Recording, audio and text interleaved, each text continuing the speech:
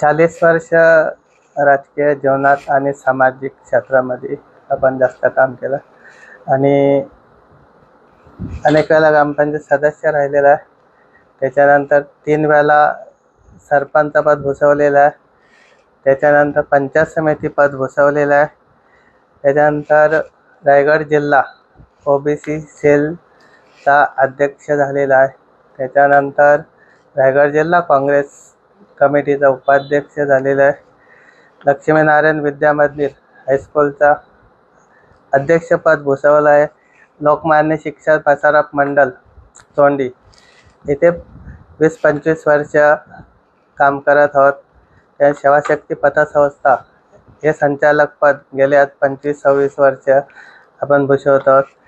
Running tiger मित्रमंडळ सामाजिक क्षेत्रात याशी गेले 35-40 वर्ष अनेक सामाजिक कार्य करत आहोत.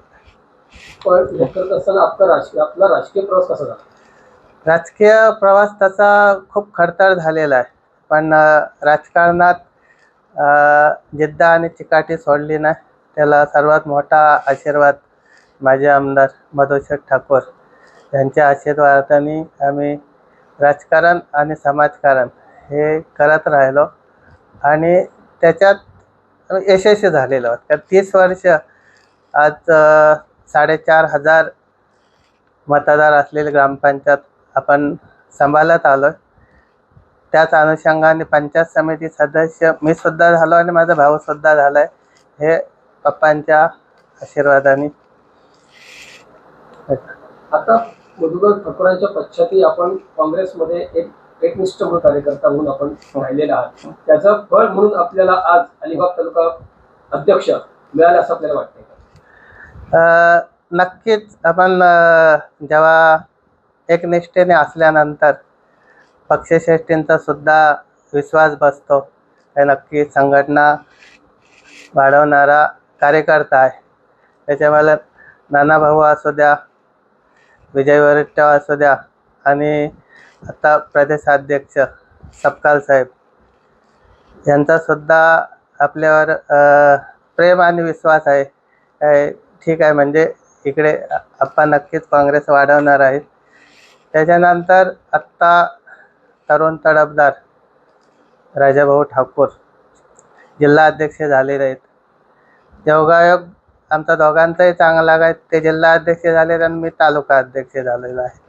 हे सर्व पप्पांच्या आशीर्वादाने आणि सर्व सोबत असलेले तालुक्यातले कार्यकर्ते यांच्या आशीर्वादाने एकमताने माझं नाव सुचवलं गेलं आणि पक्षश्रेष्ठीने विश्वास टाकून आपला तालुका अध्यक्ष म्हणून आपल्याला प्रदेशाध्यक्षांनी निवृत्ती केली. पण ह्या आता सत्तेमध्ये महायुती आहे, काँग्रेस सत्तेमध्ये नाही. काँग्रेसची जिल्ह्यामध्ये पडझड झालेली आपल्याला पाहायला मिळते. अशा परिस्थितीमध्ये अलिबाग तालुक्याचा अध्यक्ष म्हणून आपली नियुक्ती झालेली आहे. तर पक्ष संघटना मजबूत करण्यासाठी आपण काय प्रयत्न करणार?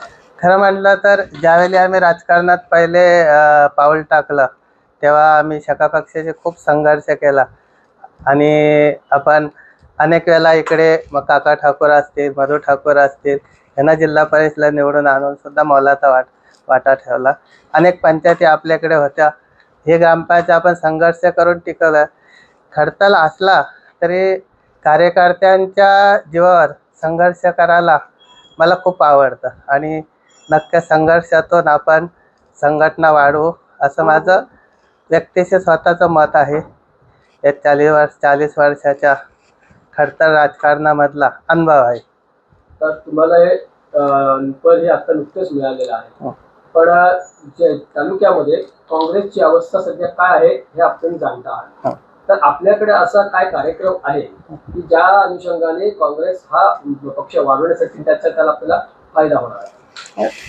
आता सध्याची परिस्थिती आपल्याला सर्वांना माहिती आहे. राजकीय परिस्थिती काँग्रेसची थोडी खडतर आहे, पण त्यातूनच आम्ही सांगितलं आम्ही संघर्ष करणारे कार्यकर्ते आहोत. ह्याच्यात संघटना वाढवायचे म्हटलं कार्यकर्त्यांना बल देणं, कार्यकर्त्याच्या घरी जाणं, कार्यकर्त्याला घरातून बाहेर काढणं. बट ठीक आहे, आज ना उद्या आपले नक्की दिवस चांगले येतील.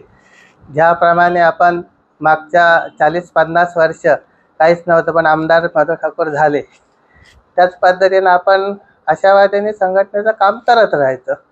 काँग्रेस कार्यकर्त्यांना मी तालुका अध्यक्षाच्या वतीने आम्ही माधव ठाकूरांचे कार्यकर्ते आहेत. ज्या पद्धतीने माधव ठाकूर संघर्ष करून आमदार झाले, त्याच पद्धतीने मी सुद्धा संघर्ष करणारा एक कार्यकर्ता आहे.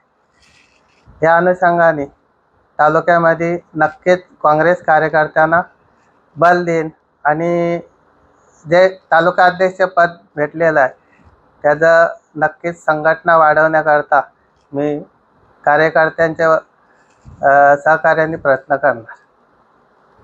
टाइम्स डिजिटलला लाईक करा, शेअर करा, सबस्क्राईब करा आणि बेल आयकॉन दाबायला विसरू नका. Times digital.